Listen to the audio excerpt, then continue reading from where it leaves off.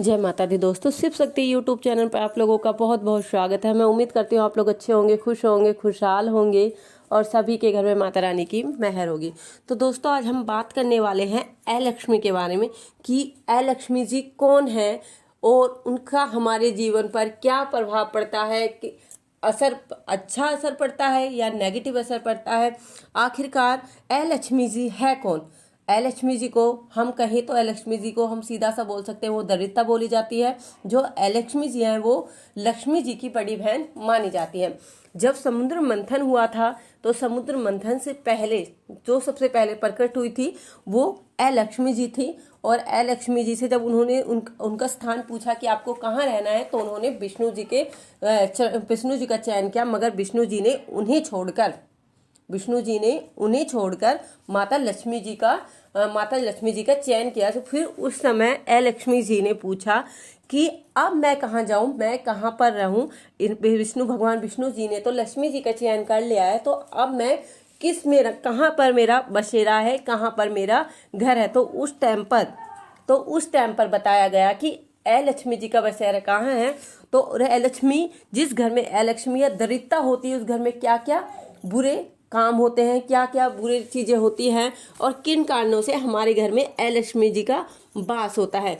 अलक्ष्मी जी का वास वहाँ होता है जहाँ लोग जहाँ की महिलाएं सुबह सूर्य निकलने से पहले बाद तक सोती हैं, अपने घर की साफ सफाई नहीं रखती। जिस घर में साफ सफाई नहीं होती है, जिस घर के मर्द आदमी लोग बाहर जाके संबंध बनाते हैं या नेगेटिव चीजें करते हैं, जिस घर में दरिद्रता होती है, गंदगी होती है, अलक्ष्मी जी का वास वहाँ होता है। तो अलक्ष्मी जी के वास से क्या क्या होता है, किन किन कारणों से हमारे घर में इनका वास होता है। सबसे पहली बात, आप लोगों ने देखा होगा बहुत से घरों में ये नियम होता है कि वो रात को खाना खाते हैं, मगर रात को बर्तनों को धोते नहीं है और उनको बिना धोए बिना साफ करे ही सो जाते हैं, जबकि ये गलत है। ऐसा करने से आपके घर में अलक्ष्मी माता का वास होता है, क्योंकि माता लक्ष्मी का वास उन्हीं घरों में होता है जहाँ स्वच्छता होती है, पवित्रता होती है, साफ सफाई होती है।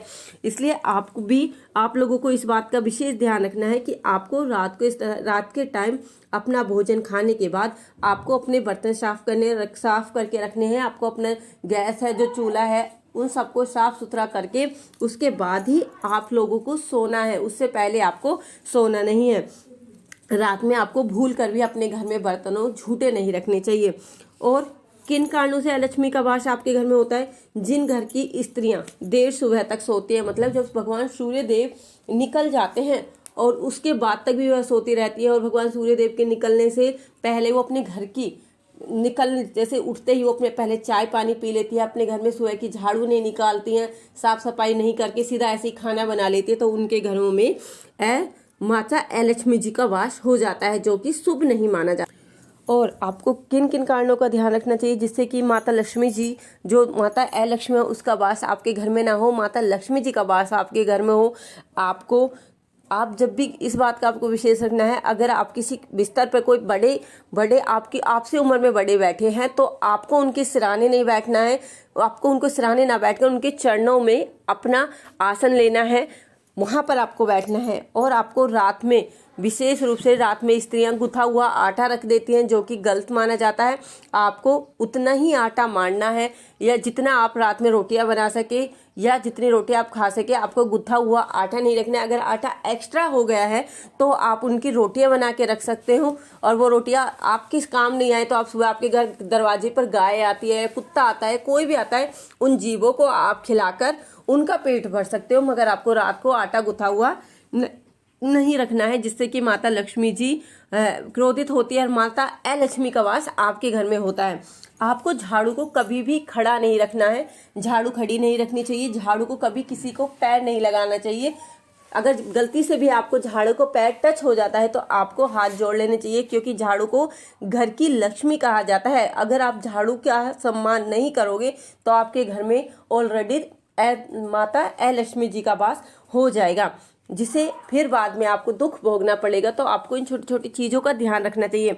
और मासिक धर्म में आप लोगों को विशेष रूप से ध्यान रखना चाहिए। अगर आपके घर में आपको मासिक धर्म आ रहा है, तो स्त्रियों को अगर भगवान के पूजन का, अगर उनके भोग का भोजन बन रहा है तो आपको मासिक धर्म में वो उस भोजन से दूर रहना चाहिए। भगवान के भोग के भोजन को आपको नहीं बनाना चाहिए और आपको इस टाइम पर मंदिर से भी बचना चाहिए, मंदिर से दूर रहना चाहिए। मंदिर की जो साफ सफाई है वो आपके पति कर सकते हैं, या अगर आप अनमैरिड हो तो आपके मम्मी कर सकती है उस टाइम पर, मगर आपको उस टाइम मंदिर से दूर रहना है, क्योंकि उस समय भगवान के मंदिर में जाना अपवित्र माना जाता है, इसलिए आपको उस समय मंदिर पर नहीं जाना चाहिए।